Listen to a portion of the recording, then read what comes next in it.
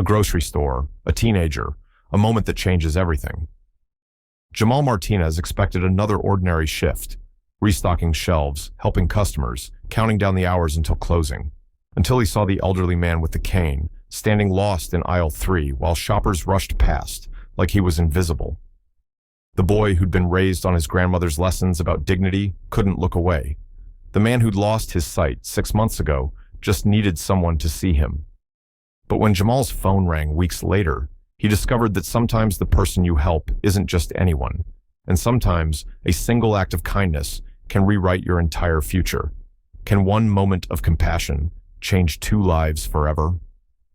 This is Hopeful Horizon. Before we begin, drop a comment with where you're watching from and subscribe for more stories that prove kindness is never wasted on the right heart. The fluorescent lights hummed overhead at Peterson's grocery, casting harsh shadows across the narrow aisles. It was 4:30 p.m. on a Tuesday, and the store buzzed with the usual after-work crowd, people grabbing dinner ingredients, rushing through their lists, everyone in their own world.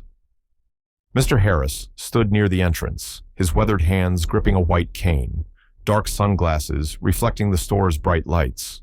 He'd been coming here for 30 years, but since losing his sight 6 months ago, even the familiar had become foreign territory.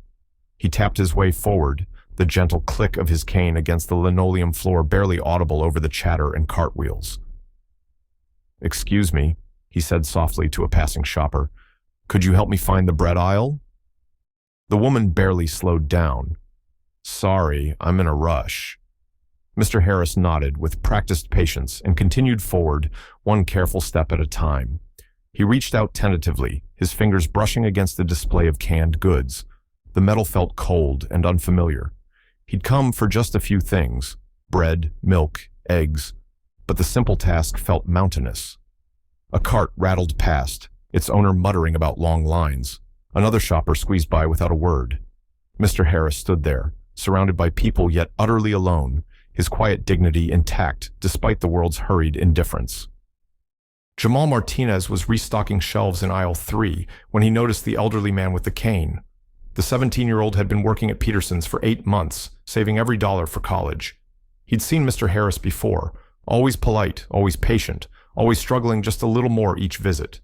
Today was different. Today, Jamal saw the man standing motionless near the pasta sauce, his head tilted slightly as if listening for some clue about where he was. "Need a hand, sir?" Jamal asked, approaching with the quiet respect his grandmother had taught him. Mr. Harris's face brightened. "Oh, yes. Thank you, son. I'm looking for bread, milk, and eggs. I know it's a lot to ask." "It's not a lot at all," Jamal said, gently placing his hand on Mr. Harris's elbow.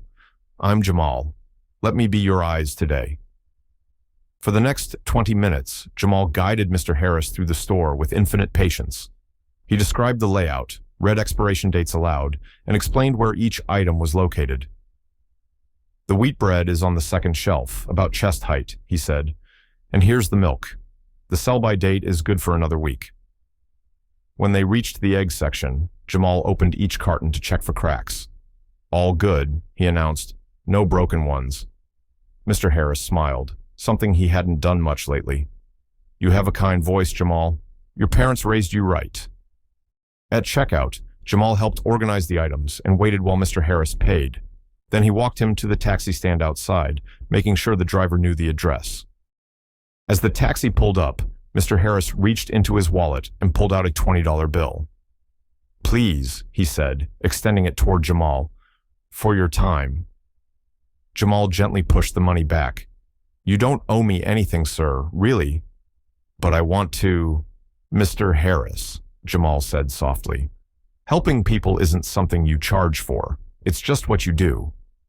The older man's eyes, hidden behind dark glasses, seemed to glisten. He reached out and found Jamal's shoulder, giving it a gentle squeeze. "You don't know what you've done for me today, son. You reminded me that there's still good in this world." Jamal helped him into the taxi, made sure he was settled, and watched as it pulled away. Then he clocked out, grabbed his backpack, and headed home to tackle his chemistry homework. The encounter was already fading from his mind, just another small moment in an ordinary day. 3 weeks later, Jamal sat at his kitchen table, calculator in hand, working through yet another college application. His old flip phone, the only one his family could afford, sat silent beside a stack of financial aid forms. Even with his part-time job, the numbers weren't adding up. State school was his only option, and even that felt like a stretch. The phone rang, its shrill tone cutting through the evening quiet. Hello? Hi, is this Jamal? Jamal Martinez? Yes, this is him. You don't know me, but you helped my father at Peterson's grocery a few weeks ago. An elderly man with a cane? Jamal's heart began to race. Mr. Harris, is he okay? He's fine, the voice said warmly. More than fine, actually. My name is Dr. Sarah Harris. I'm his daughter. My father hasn't stopped talking about you since that day. He said you were the first person in months who treated him like a human being instead of an obstacle. Jamal felt his cheeks warm. I just helped him shop. It was nothing special. That's where you're wrong, Doctor, Harris continued. It was everything. And that's why I'm calling. My father, Dr. Harris explained, isn't just any retiree. He's Professor Emeritus James Harris. He taught literature at the State University for 42 years and founded the Harris Foundation for Educational Excellence. He's been looking for the right person to sponsor, someone who embodies the values he's spent his life promoting. Jamal's hand tightened around the phone. I don't understand. Your kindness, your humility, your refusal to accept payment. It reminded him why he started the foundation in the first place. The Harris Foundation wants to offer you a full scholarship to any accredited four-year university. Tuition, room, board, books, everything. The words hit Jamal like a physical force. He sat down hard in his chair, his chemistry homework forgotten. Are you serious? Completely serious. There's no catch, no strings attached, just a full ride to college for a young man who proved that character matters more than circumstance. Tears began to fall down Jamal's cheeks. All those nights worrying about student loans, all those hours calculating and recalculating costs, all those dreams he'd quietly scaled back. Suddenly, impossibly, they were all within reach. I don't know what to say, he whispered. Say you'll accept, Dr. Harris said. Say you'll let us invest in your future the way you invested in my father's dignity. Through his tears, Jamal managed two words. Thank you. No, Jamal, thank you. Jamal Martinez didn't have a scholarship fund. He didn't have wealthy connections. But he had something no amount of money could buy, a grandmother's lessons etched into his heart, and the stubborn belief that people shouldn't have to navigate the world alone.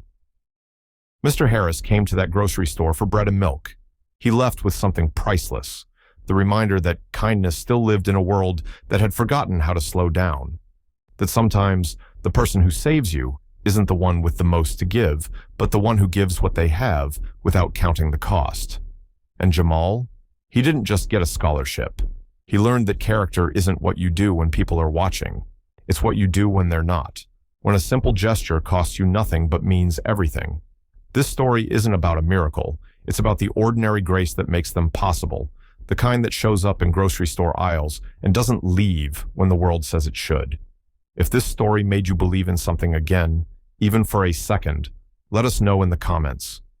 Tell us, who was your Mr. Harris, the person whose simple presence reminded you why kindness matters? Hit subscribe for more stories that prove the world is still full of quiet wonders. Until next time, look for the moments. They're often smaller and more powerful than you think. This is Hopeful Horizon, signing off.